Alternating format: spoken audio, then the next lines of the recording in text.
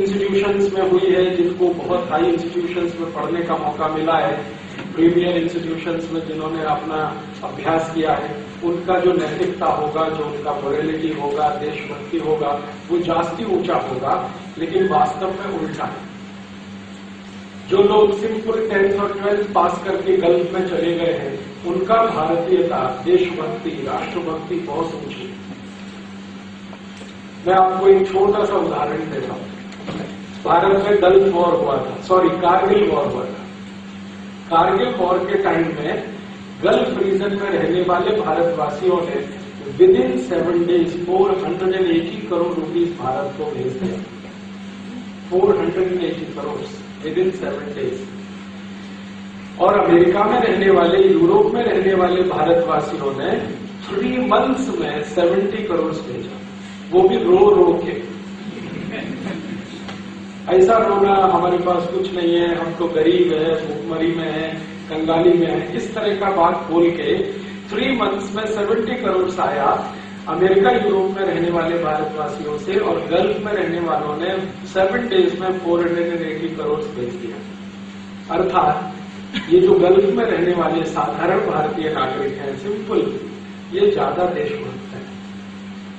वहां रहते हैं, बहुत मेहनत करते हैं, पैसे कमा के बहुत कम खर्चे में अपना जीवन चलाते हैं, और ज्यादा से ज्यादा वो भारत को भेजते हैं। और आप जानते हैं कि उन लोगों की मदद से भारत देश में केरल स्टेट की पूरी इकोनॉमी चलती है।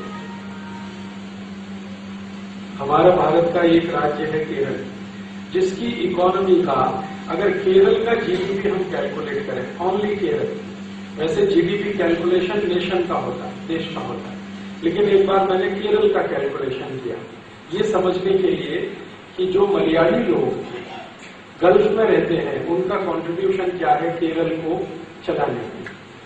तो आपको सुनकर आश्चर्य होगा कि गवर्नमेंट ऑफ केरल का जो टोटल टैक्स कलेक्शन है, लगभग उतना ही पैसा गल्फ में रहने वाले मलयाली लोगों का रेमिटेंसेज है पर ईयर।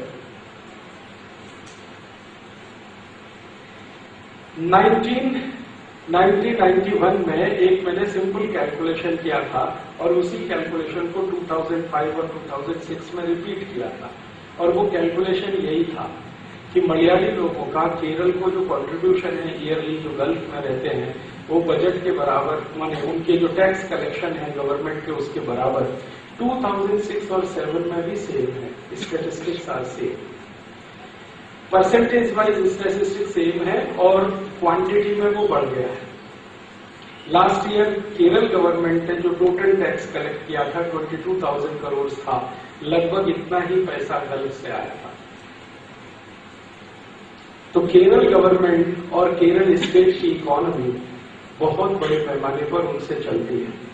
हमें गर्व है इन सभी भारतवासियों पर जिनकी एजुकेशन बहुत कम है, जिन्होंने देश का खर्चा बहुत कम किया है अपने ऊपर, फिर भी देश के लिए इतना सारा वो कर रहे हैं। बहुत खराब कंडीशंस में वो गल्फ में रहते हैं, फिर भी वो देश में पैसा भेजे।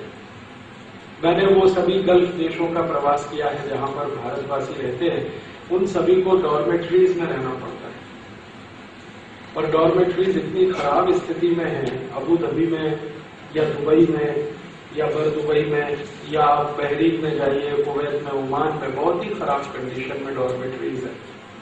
10 by 10 का एक रूम होता है, 100 स्क्वायर फीट का, उसमें मिनिमम 8 या 10 नागरिक रहते हैं, 8 to 10 मिनिमम।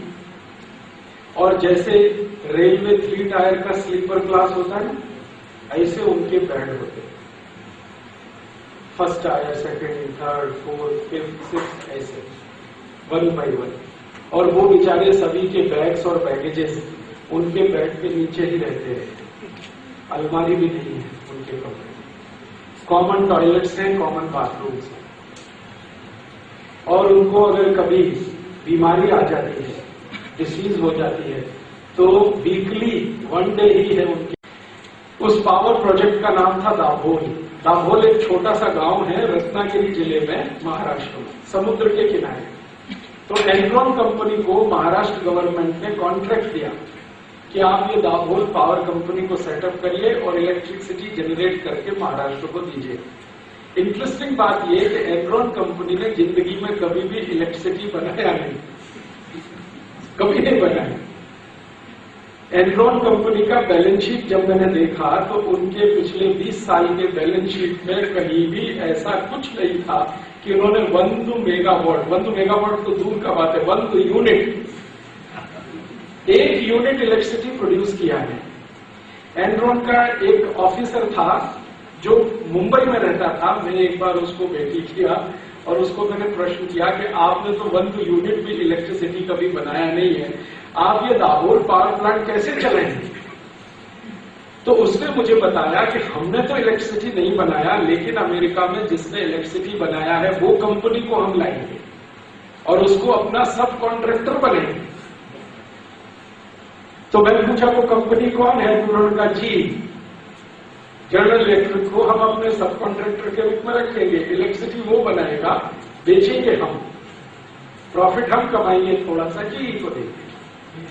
तो ये प्रोजेक्ट उन्होंने भारत में ले लिया। हम लोगों को इसमें थोड़ा सा गड़बड़ लगा कि कुछ इसमें गड़बड़ है, तो हमने हाई कोर्ट में PIL फाइल किया, मुंबई हाई कोर्ट में। हाई कोर्ट ने हमारी PIL को स्वीकार करने के बाद एक इंक्वायरी कमीशन बनाया कि एनरॉन का टोटल इंक्वायरी करो, इनको किन कंडीशंस में ये प्रोजेक्ट मिला है। तो जब इंक्वायरी कमीशन का रिपोर्ट आया कोर्ट में तो पता चला कि एनरॉन कंपनी ने थाउजेंड्स ऑफ करोड़ रुपीस रिश्वत दिया है, लंच दिया है, घूस दिया है इंडियन पॉलिटिशियंस को। कोर्ट के सामने जब ये डॉक्यूमेंट्स आ गए और कोर्ट कन्विंस हो गया तो कोर्ट ने एनरॉन का एग्रीमेंट कैंसिल कर दिया। हाई कोर्ट ऑफ महाराष्ट्र ने एग्रीमेंट कैंसिल किया। जैसे ही एग्रीमेंट कैंसिल हुआ तो एनरॉन एकदम पागल हो गया, बौखला गया। नेक्स्ट डे उन्होंने प्रेस कॉन्फ्रेंस बुलाया और उन्होंने ये बताना शुरू किया कि हमने किस पॉलिटिशियन को कितना पैसा दिया।